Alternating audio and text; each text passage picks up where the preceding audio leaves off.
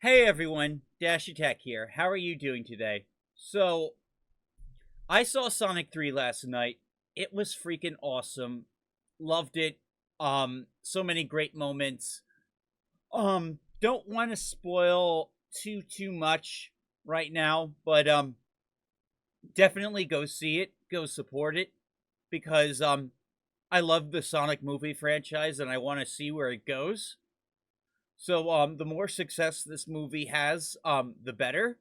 Plus, it's like oh man, like what it's doing with Mufasa's box office. It's oh man,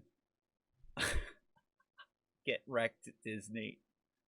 But anyway, there were some things with regards to lore that I was kind of disappointed with, and so that's why I want to make this video to just like kind of vent my most disappointing lore changes.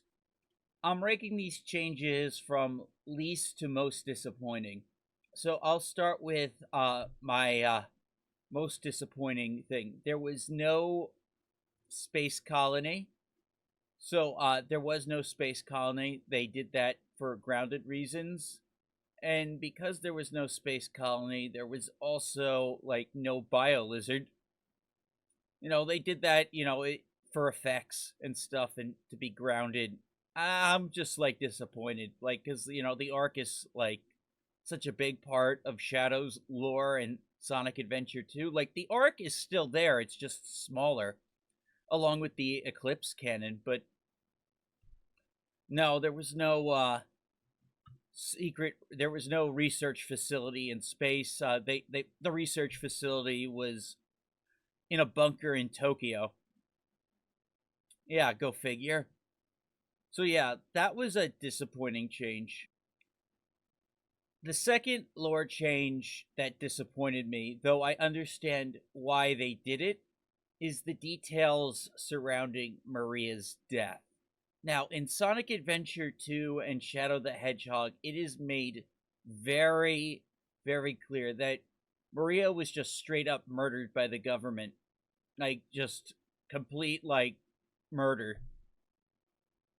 And in this one, like they have a similar thing, but they make it more of an accident. Like one of the guards shoots a laser gun onto some canisters, and it explodes, and she dies. So they made it more of an accident than murder, which I understand why they gotta fit that backstory into a PG movie.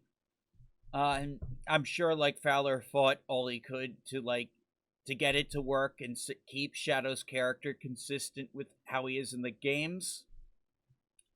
Still though, oh man, like wish they could have gone all the way on that front. But I understand why they couldn't. That's just how studios works. That's how the rating system works. Be iffy. I mean, that's why I think they should have made it PG-13. They should have given the movie a PG-13 rating so they could get away with it. But they also still want this to be a family movie, so it is what it is. It was disappointing, but overall it didn't ruin the movie for me. Like, she still dies. Shadow still wants revenge. So it all still works out. However, my biggest, most disappointing lore change that was made to Shadow was him not being created by Gerald, but being discovered in a alien pod, likely belonging to the Black Arms, fully alive. So he is no longer like the created ultimate life form in this universe, but just another alien. Oh, I did not like that change at all. For one, it undermines Gerald's genius at like being able to not only create life but the ultimate life. And for one, it makes Shadow like less special because a lot of his personality comes from the fact that he's a artificial being. Like him not knowing certain things, and his exposure to humans. It's just, or how he even connects with other people.